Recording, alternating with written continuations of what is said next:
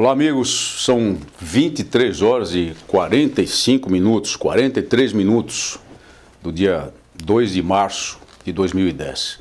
Há pouco terminou uma cansativa, uma desgastante sessão deliberativa aqui na Câmara dos Deputados. E eu tenho uma excelente notícia para os policiais militares do Estado de São Paulo, do Brasil inteiro, mas em especial do Estado de São Paulo. Nós aprovamos em primeiro turno a proposta de emenda constitucional número 300, que institui o piso salarial nacional dos policiais militares e bombeiros militares. Ela foi aprovada na forma de uma emenda aglutinativa substitutiva, a PEC 300, que tinha sido recentemente apensada a PEC 446, de origem no Senado da República. Aquela famosa PEC 41, que eu critiquei muito porque não interessava, como expliquei sobejamente, aos policiais militares.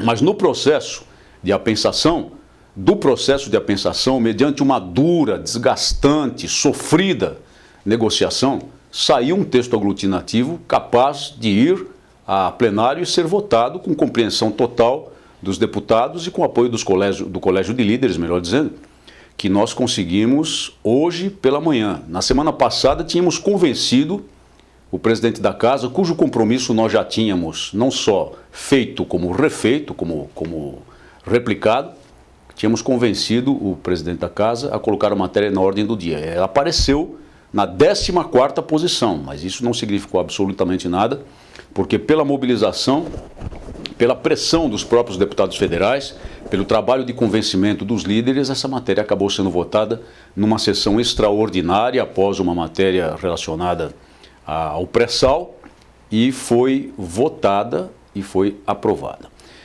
No final dos trabalhos, apesar do acordo no Colégio de Líderes, nós tivemos uma manobra por parte do governo, uma manobra por parte do Partido dos Trabalhadores, com um apoio forte do PSDB, no sentido até de negar quórum a essa sessão extraordinária para evitar a votação da matéria. Mas surgiu o fenômeno que nós sempre dissemos, que eu sempre afirmei que aconteceria. Quando a matéria fosse à ordem do dia, ela não teria certamente um corte ideológico, não teria um corte governo-oposição, e seria votada eminentemente pela decisão pessoal dos deputados, pela consciência dos deputados. E foi exatamente o que aconteceu. Então o governo não teve forças para manter a substrução. O quórum foi subindo aos poucos enquanto discutíamos a matéria e finalmente ficou patente que seria impossível evitar a votação dela quando atingimos o número de 420 parlamentares com presença marcada na Câmara Federal. Essa emenda aglutinativa preserva a coluna dorsal da PEC 300. Ela praticamente traz tudo que a PEC 300 tinha e que nos interessava, que interessava aos policiais militares. E muito em especial a estipulação do piso salarial nacional em valores no corpo da Constituição. Embora no processo de negociação nós tivéssemos tido de ceder a uma pequena mudança colocando esse piso, ou esses pisos, como eu já vou explicar, não propriamente no texto principal, mas num artigo, melhor dizendo, do ato das disposições constitucionais transitórias, e remetendo à matéria futura da aprovação, da estipulação do piso salarial nacional, à lei ordinária. No entanto, com garantia muito forte, sob o ponto de vista político, de que uma lei ordinária posterior não vai estabelecer um piso inferior àquilo que a disposição transitória da Constituição já estabelece. Claro que houve uma negociação de valores também. O valor inicialmente aprovado na comissão especial era de R$ 4.500 piso de praças, de R$ 9.000 piso de oficiais.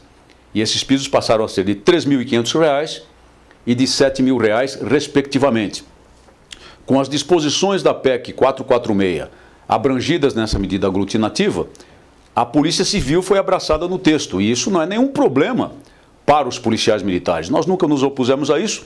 E a minha emenda na comissão especial, na verdade, já trazia a Polícia Civil ao corpo da PEC 300. Infelizmente ela foi rejeitada na comissão especial, mas agora voltou, melhor dizendo, no acordo da emenda aglutinativa. Então passa a abranger também a Polícia Civil.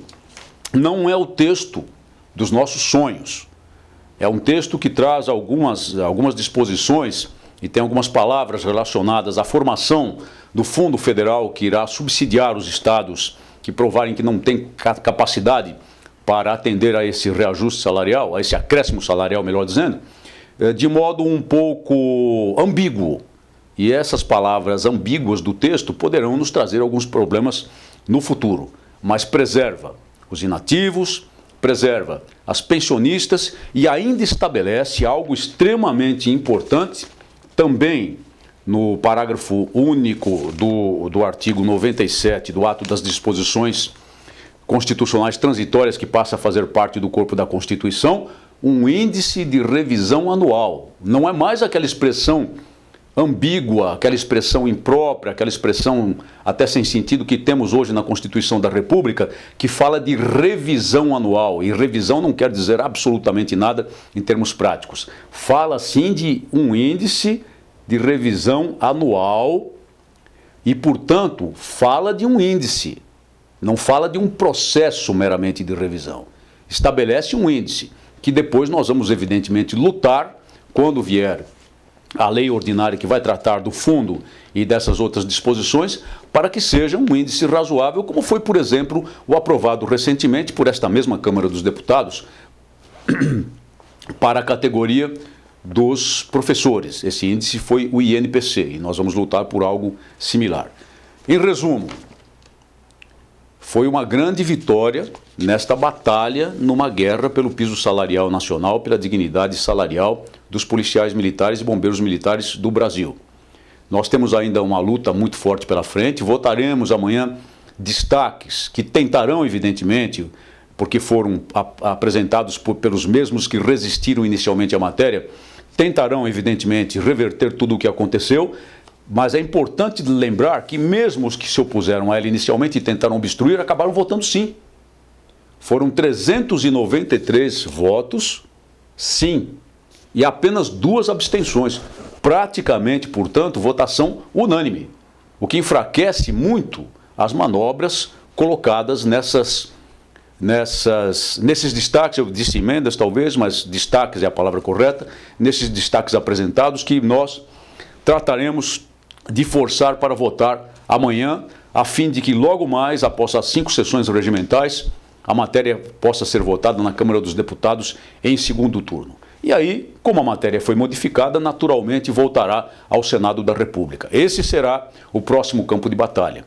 No entanto, como há também um certo acordo nesse texto aglutinativo com os senadores que patrocinaram a matéria de origem PEC 41, que se transformou na 446, e como há algumas salvaguardas do Executivo com relação à formação do fundo, eu acredito que a matéria tenha condições de ser aprovada sem grande resistência no Senado também e logo mais ser promulgada para produzir seus efeitos.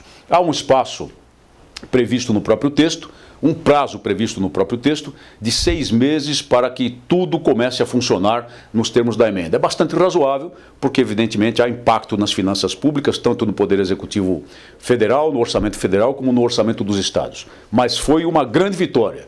Os policiais militares podem comemorar, mas não devem se desmobilizar. A luta continua. Vamos derrubar os destaques amanhã. Depois vamos lutar pelo segundo turno. Depois vamos fazer pressão democrática, ordeira e pacífica, como sempre fazemos, sobre os senadores da República. E vamos vencer. A PEC 300 já superou a sua primeira trincheira. Vamos à vitória. Bom dia a todos.